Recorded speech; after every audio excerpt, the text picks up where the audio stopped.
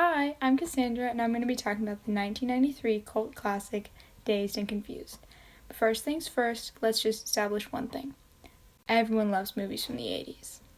Ferris Bueller, Can't Buy Me Love, Dirty Dancing. They make us feel, if just for a moment, like all of our dreams can come true.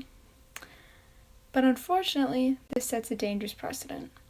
We start to think that when things don't go our way and we're met with true disappointment, that life somehow owes us one. Dazed and Confused, though set in 1976, was released in 1993, during cultural, economic, and moral upheaval. The movements of these times were similar, as each inspired individualism and rebelled against traditional society,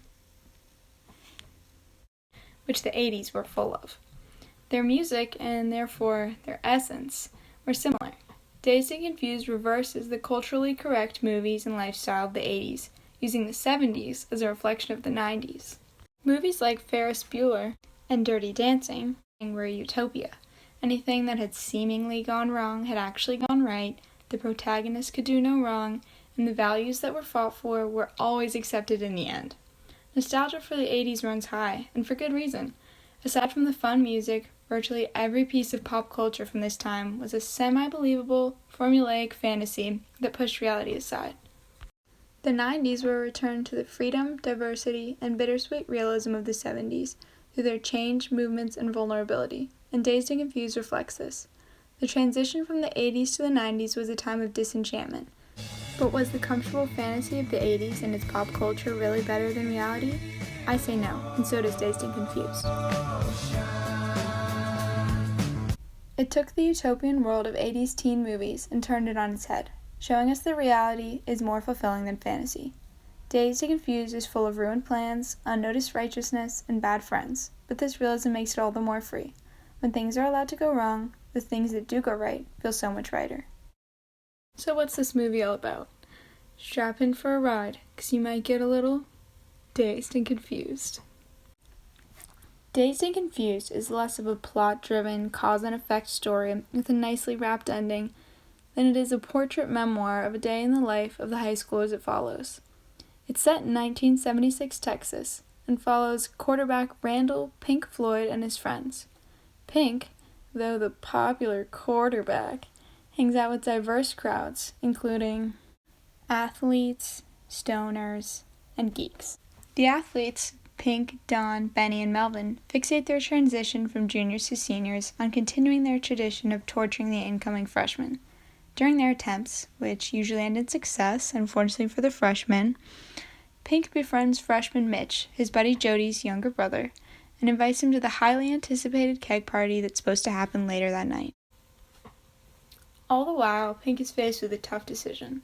Sign away what he feels are his individual rights in the form of a pledge to uphold his team's supposedly stellar reputation. Gotta say though, I don't really think it was that stellar.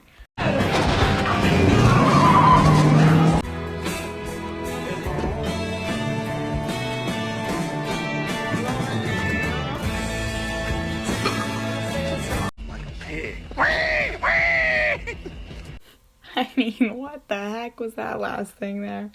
Anyways, his coaches force him to agree not to smoke, drink, or party, or lose his senior football season. Oh no. The freshman girls are certainly taking beatings of their own, but young Sabrina befriends Jody and is invited to hang with her crowd later that night. When Pink and his friend Slater are hanging out at their friend and party hoster Kevin Pickford's house, a man arrives with the kegs for the upcoming party early. With their party plans down the drain, later that night, legendary dropout Wooderson drives Pink and Mitch to a local pool hall hangout. Mitch goes on a drive with Pink's friends, knocking down mailboxes and throwing bowling balls through car windows in an effort to prove himself to them. When they hear of an impromptu keg party at a lot called the Moon Tower, Pink and his gang can't resist, and geek friends Tony, Mike, and Cynthia join them. On the football field as the night is coming to a close, Pink decides not to sign the pledge, but just then a police car shows up and his coach follows behind. His coach confronts him about his decision, but Pink stands by his idea of what's right, and he ends up off the team for his senior year. He and his friends drive off down the highway, and their conversation fades to music.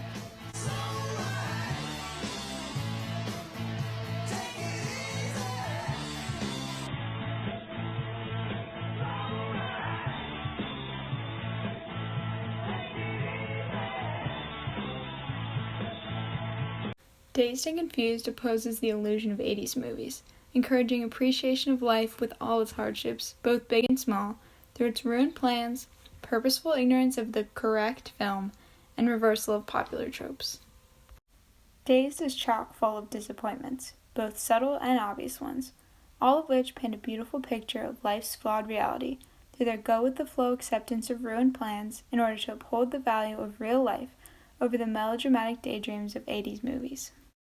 So let's get into some of these ruined plans, starting with their first and biggest defeat, Pickford's party. Practically the entire senior class had been looking forward to a party at Kevin Pickford's the first night of summer. When the kegs he ordered arrived early, Pickford parents canceled their plans to leave town and the party going wrong and staying wrong in a movie like Ferris Bueller? But Pink and his friends are hardly fazed. They know that's just life. You just gotta keep living, man. Livin. This understanding of life's ups and downs gives them a peace that allows them to accept things for the way they are and enjoy moments as they come. Because of their openness to change, even disappointing change, they allow themselves to be let down easy when things don't go their way. Pink and his friends find joy in the little moments. They drive around blasting music, hopping from place to place, having fun that viewers can relate to and understand. We're left sort of confused as to why we're fulfilled by their satisfaction with random fun and good music instead of being disappointed in their less than perfect night. But the reason for our fulfillment is this. Rather than feeling jealous of the fantasy in the movie, we feel our lives have been understood and represented by the diverse realism of the people, places, and events of Dazed and Confused. The second ruined plan results from Pink's rebellion against his coach's attempts to scare him into signing their pledge.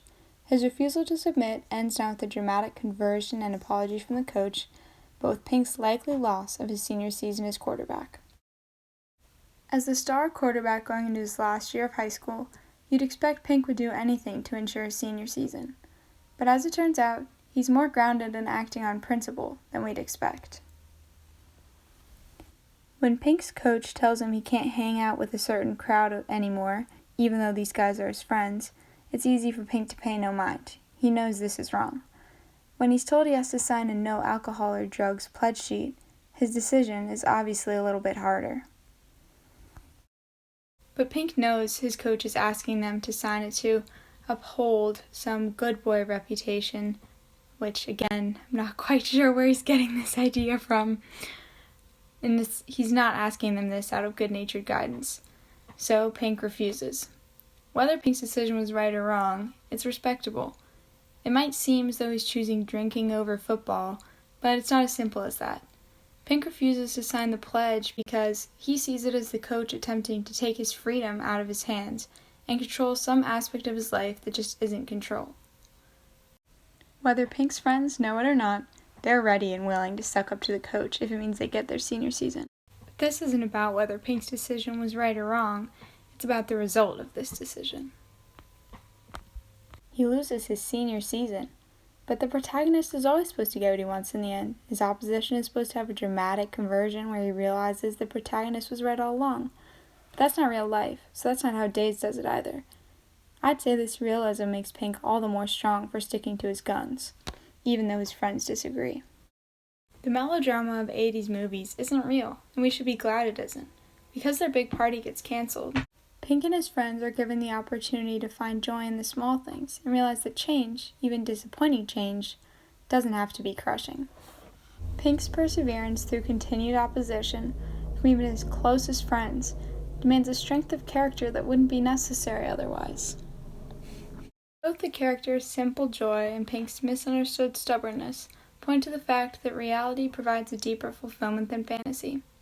They subvert the ingenuine make-believe of 80s movies and make us feel like our lives should be better, when in fact the better life being sought after, spoiled it there, is actually just a better looking life.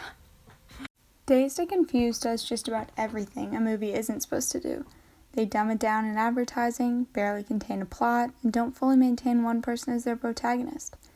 The movie's a masterpiece, a reflection of the fact that the freedom to disobey the rules, or for plans to be ruined, might make something, though perhaps more imperfect, also more genuine.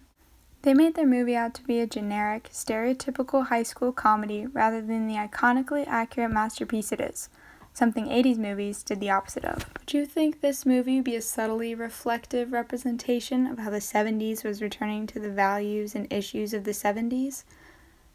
I wouldn't have either, but it turns out that's what it was. It was marketed as lowbrow and superficial, while 80s movies portrayed themselves as profound statements on teen culture, but they weren't. This isn't to say they held no value, but the value that they did hold was diminished by the high bar they set for themselves and their make-believe storylines. Dazed and Confused, on the other hand, was a commercial failure at the box office, making only $8 million. But since then, it's become a highly respected cult film and is praised by everyone from Quentin Tarantino to Rolling Stone to Entertainment Weekly for its accuracy, soundtrack, and essence. On to our second point, plot. Dazed is less interested in tangible plot than it is in realistic portrayal of the people, places, and times of the 1976 Austin high school it followed. So what was different about Dazed plot? Aside from the boredom and disappointment, which isn't in most movies, Dazed and Confused barely focuses on this plot at all. There's no central conflict, barely a main character, and its moral is in no way clear. While the freshmen attempt to escape the seniors' beatings, Pink debates signing the pledge, there are multiple blossoming romances, as well as a few new friendships. None of these take precedence over the other. Each one has its moments, but they only fit together haphazardly, without any clear, singular motive or connection. Just like Dazed didn't need to follow the rules of filmmaking and advertising to become an iconic hit, our lives don't need to follow the rules either.